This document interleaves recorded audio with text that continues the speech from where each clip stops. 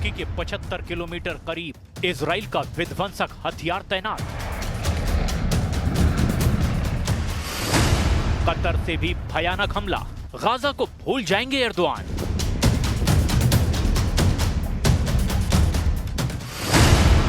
Trump के veto बम का धमाका, अरब वर्ल्ड की निकली चीख। ये अमेरिका है, इजराइल के लिए किसी भी हद तक लड़ेगा।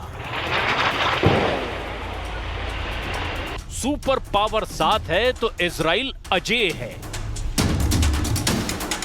अमेरिका ने फिर से इजराइल के दुश्मनों को दहला दिया है। ट्रंप के फैसले ने खाड़ी में महायुद्ध का काउंटडाउन ऑन कर दिया है। इजराइल ने जिस तरह आक्रामक रुख अपनाया है, उससे कई मुल्क मटिया मेट हो सकते हैं। नेतन्याहू ने कतर के बाद सबसे बड़ा टारगेट तुर्की को मान लिया है।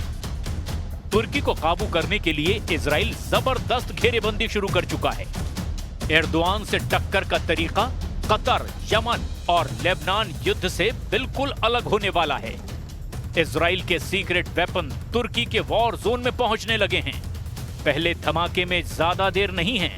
इस वॉर जोन का पूरा अपडेट देखने से पहले जहां बारूदी सुनामी आई है, वहां चलिए। गाजा में हमास का टोटल सफाया और जमीन पर कब्जा करने के लिए इजराइल ने पूरी ताकत झोंक दी है। जिस भी इमारत में हमास के ठिकाने हैं, उन्हें चुन चुन कर तबाह किया जा रहा है।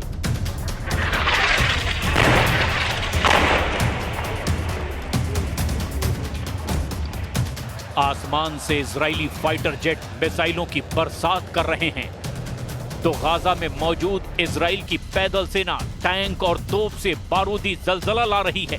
गाजा सिटी में बहुमंजिला इमारतों की तबाही की तस्वीरें भी देखिए। इजराइल इन्हें जड़ से जमींदोज कर रहा है। हाई राइज बिल्डिंग की बुनियाद पर मिसाइलें दागी जा रही है। गाजा के तेल अल हवा में रिहायशी इमारत को बम धमाके से उड़ा दिया गया। जिन शरणार्थी कैंप में हमास लड़ाकों की निशानदेही हो रही है, वहां भी बारूदी वर्षा जारी है।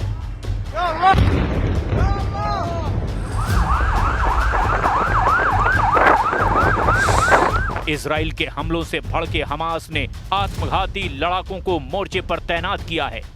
कई जगहों पर आमने सामने की जंग हो रही है, लेकिन इजराइल अपने मिशन में बहुत जल्द कामयाब होता दिख रहा है, क्योंकि अमेरिका ने इजराइल को वीटो पावर दे दी है। यूनाइटेड नेशन सुरक्षा परिषद में 10 निर्वाचित सदस्यों ने गाजा में तत्काल और स्थायी युद्ध विराम की मांग की थी। 15 सदस्यों में अमेरिका को छोड़कर सभी 14 सदस्यों ने प्रस्ताव को समर्थन दिया। सुपर पावर ने संयुक्त राष्ट्र सुरक्षा परिषद में गाजा में तत्काल और स्थायी युद्ध विराम के प्रस्ताव पर वीटो कर दिया। यूएन सुरक्षा परिषद में सभी 5 स्थायी सदस्यों के पास वीटो की शक्ति है। कोई प्रस्ताव तभी पास होता है जब सभी उस पर सहमत होते हैं और कोई वीटो नहीं करता। ट्रंप ने इजराइल को वीटो पावर दी है। इसे नेतन्याहू को किसी पर भी हमला करने की परमिशन समझा जा सकता है। इसका मतलब इतना भर नहीं कि इजराइल जब तक गाजा में युद्ध जीत नहीं जाता, हमास को मिटा नहीं देता, बंधकों की रिहाई नहीं होती, तब तक ये बारूद बरसता रहेगा। तब तक तबाही मचती रहेगी। युद्ध इसके आगे भी जाएगा। इजराइल के सभी दुश्मनों के सरेंडर तक यह घमासान जारी रहेगा।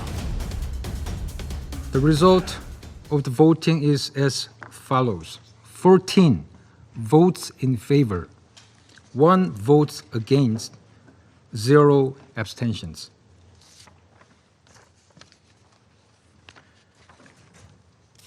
The draft resolution has not been adopted, owing to the negative vote of a permanent member of the Council. Trump के स्टैंड से अरब कंट्री ईरान और तुर्की तिलमिला उठे हैं। खासकर ईरान ने सुपर पावर और इजराइल के खिलाफ लड़ाका ग्रुप को एक्टिव कर दिया है। इजराइल पर हूथी फाइटर्स ने जोरदार हमले शुरू कर दिए हैं। ये ड्रोन हमला दक्षिणी एलाट शहर के होटल पर हुआ है। सीसीटीवी तस्वीरों में ड्रोन धमाके के बाद लगी आग को देखा जा सकता है। इजराइल पर ड्रोन बम फोड़ने के बाद हूथी लड़ाकों ने लगातार हमले की धमकी भी दे डाली है।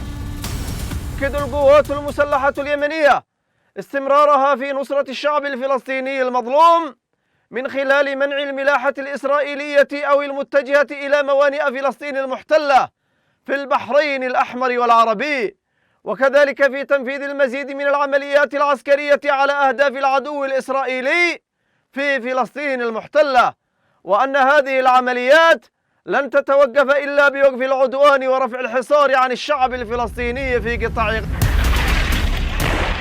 फाइटर ग्रुप के हमले के जवाब में अब इजराइल ने सभी फ्रंट खोल दिए हैं। लेबनान में हिजबुल्लाह पर भीषण हमला फिर से शुरू हो चुका है। इजराइल ने लेबनान के नाबातिया के तौलीन में सटीक हवाई हमला किया।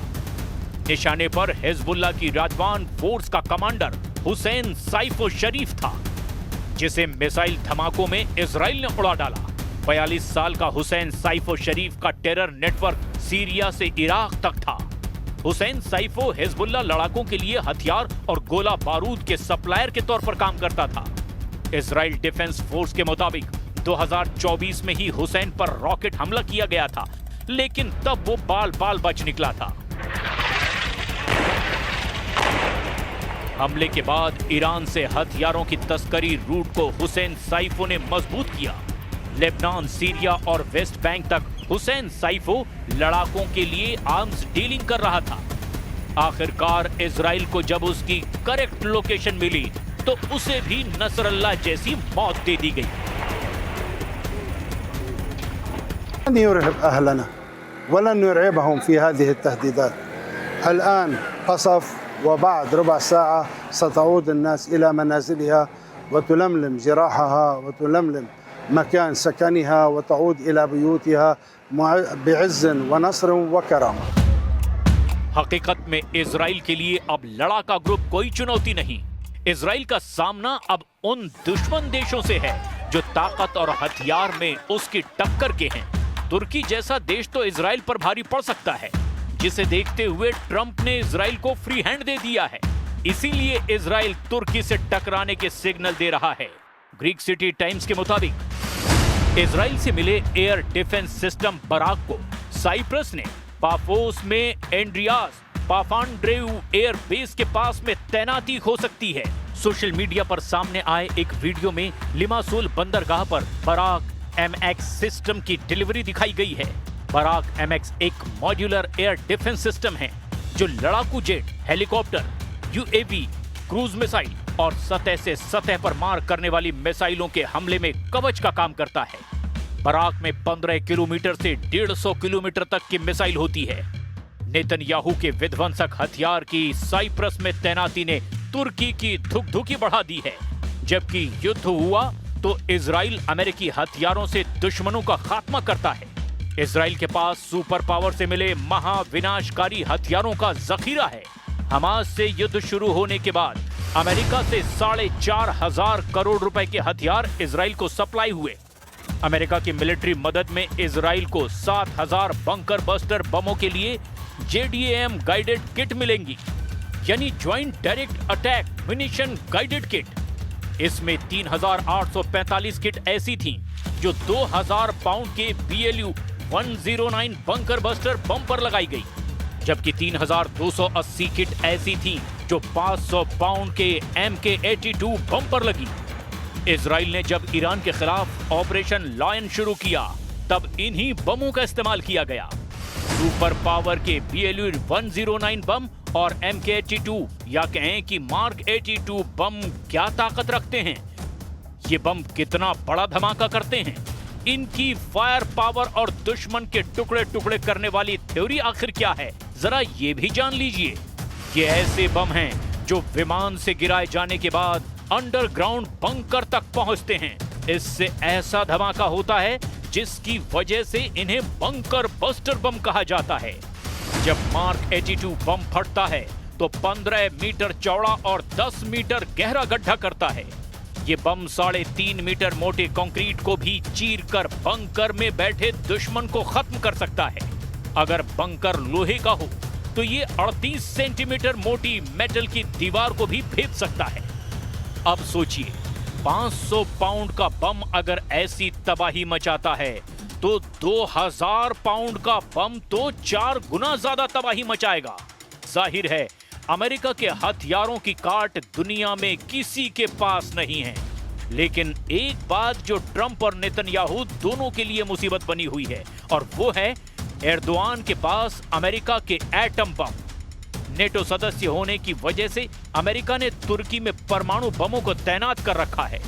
एक अनुमान के मुताबिक तुर्की में 50 से 100 B-61 एटम बम हैं। तुर्की के इंसिरलिक एयरबेस पर रखे सुपर पावर के न्यूक्लियर हथियार इजराइल की बर्बादी की वजह बन सकते हैं।